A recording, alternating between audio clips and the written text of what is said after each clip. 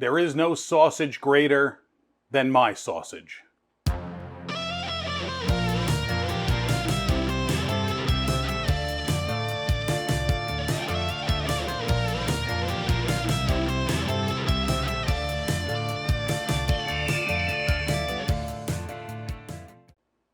So if you're keeping track of what the greatest Polish foods are, kielbasa is definitely up there at the top. Probably number 2 right after pierogi. But that's not important right now because I made kielbasa. I made homemade smoked kielbasa. And this is, I would call, a success fail because it didn't come out absolutely perfect, but it was perfectly delicious. So I'm going to show you some clips of me making it. There might be some salty language in here. There may not be. I can't make any guarantees. But at the end of this, we're going to make a delicious grilled kielbasa sandwich out of it. So let's get it done. We are going to start off with 2 pounds of pork belly.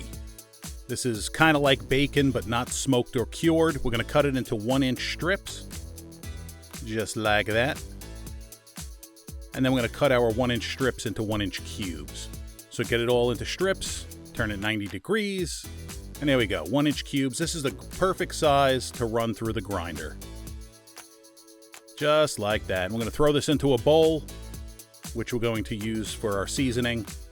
Next up, we got 3 pounds of boneless pork shoulder, also known as a Boston butt. Why do they call it a Boston butt? I don't know. But I know it's delicious because it's really fatty. And that's what we want. Don't trim that fat off. We need it. Fat is flavor. So we'll cut it into 1-inch slices, and then cut our 1-inch slices into 1-inch strips, and then we'll cut our 1-inch strips into 1-inch cubes. You see where I'm going with this? And then we'll pop those into the same bowl as the pork belly. Don't forget to invest in pork belly futures. There we go. That's all done. Once we get this into the bowl, we're going to season this up.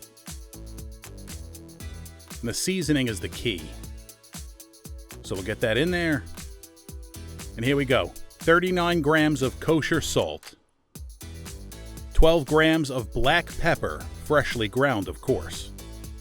3 grams of mustard seed. 2 grams of pickling spice. 3 grams of garlic powder. 1 gram of marjoram, 39 grams of brown sugar, and the final thing, 6 grams of cure number 1, Prague powder number 1. Not number 2, they are different, so you want powder number 1. That's kosher salt and sodium nitrite. It gives cured meats that distinct pink color. It's what ham has, bacon. That's the curing salt. Just be very careful with that stuff. It is toxic in high concentration, so you don't want to confuse that for regular table salt. You will not have a good time. Use your hands or your feet. Get it fully mixed. We want this completely homogeneous. We want those spices evenly dispersed and surrounding that meat. We're going to let this sit for a few before we get to grinding. That's beautiful. All right, grind time. I'm using an attachment on a stand mixer with the biggest, coarsest die I have, because this is a coarse sausage. You don't want it pureed, you want chunks of meat. So that's what we're doing. And a little hint at the very end, when you put your last piece of meat through, take a plain slice of white bread, send that through. When the bread starts coming out, that means all the meat is out. This way you don't have any loss. See what I did there? I helped you out. Saving money's making money. There we go. It's all ground up. Then it's time to make sausage out of it, right? Hi, everyone. This is Roger in the recording booth while I'm editing the video. So I wanted to point out something specific, and this is the big problem I had while making this sausage. With the KitchenAid mixer attachment for grinding and sausage stuffing, you're going to want to grind right into the casing. You're going to want to grind and stuff at the same time. Because once you grind it, there's not enough, the meat's too small for the machine to carry it through. So you actually have to force the meat through the thing, and this is getting dirty. All right, so trust me on this. If you're using the KitchenAid sausage stuffer / grinder attachment, grind it right into the casing. If you're using one of those standalone sausage stuffers, the can with the crank that pushes it down and shoots out, if you're going to use that, then you can grind through the KitchenAid attachment, which works great.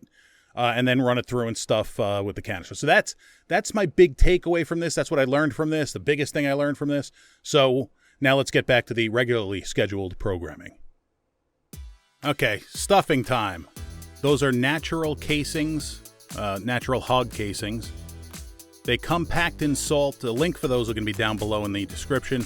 But they come packed in salt, so you're going to want to soak them. It makes them soft. It gets that excess salt off. Another mistake I made was not running water through them. But, you know, this was a learning experience. It was a delicious learning experience, but it was a learning experience. So what we're going to do is get our casing onto our tube. There were a lot of mistakes made in the making of this. I learned a lot. So get that on there. Now it's on. We're going to start stuffing our sausage. No, I don't have 3 arms. That's my little squishy. She helped me out, and I had to jam it through. There was a lot of cursing. I'm going to save you the rest of it, but we stuffed sausage. All right, here we go. First link is done. I ended up twisting this into some fresh links that I boiled up and ate, but we're going to repeat the process with all of our sausages. That is some good-looking sausage, you know, all things considered. All right, smoking time. The other mistake I made was doing this on one of these Traeger grills. It smokes at too high of a temperature, so it cooked too fast. Didn't spend enough time in the smoke. Still was delicious, but it needed a lower temperature. This was set at 220, and instead of taking several hours, it took only 1 hour. So close the lid, let it do its thing. And now once it's done, it's got the red color, just not enough of the red color. But what we need to do is we need to get this wet. We need to dunk it in ice water to stop the cooking process and give a little hydration to that casing. Not much, just a little bit. So dunk them all in the ice bath, and then once they're all dunked and they sit there for a moment or two, we're going to take them out and pat them dry with some paper towel. That is some good looking sausage. I gotta say, I mean, all things considered, with everything that happened, that went wrong, it still ended up amazing and delicious. So there we go. It's beautiful. I say we cook it into a sandwich. Look at that cross section. Look at those chunks of fat. That's what you want. Medium heat. We're gonna sit it down on one side. We're gonna get it nice and caramelized and hot and delicious. Look at that. I didn't put any oil in this pan. That's just some of the fat that's coming out from this beautiful, look at the spices in there. I gotta keep, I impressed myself with this. So we'll let this cook for a few minutes. Then we'll give it a flip. And we'll let it cook for another couple minutes.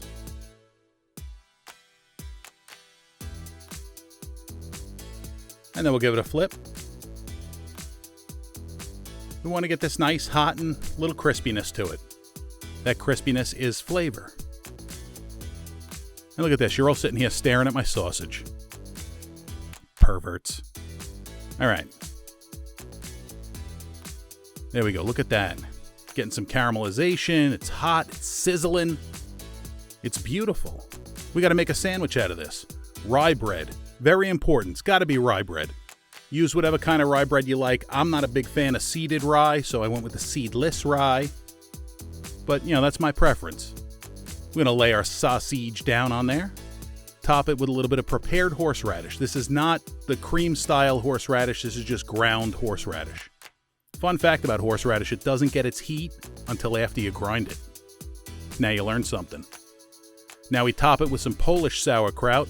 Not that other sauerkrauts are inferior, but they are. This is just the best. The absolute best. I heated this up in a little pan so it's nice and hot. Last thing to add, some spicy brown mustard. Has to be spicy brown mustard. French's is only good for hot dogs. Use spicy brown. Put a lid on it. Admire it for a moment. Salivate while you're admiring it. Now let's stuff it in our face. So here we go. Grilled kielbasa sandwich with horseradish, sauerkraut, and mustard, and on rye bread. Seedless rye because that's how I roll, but let's get this in our face.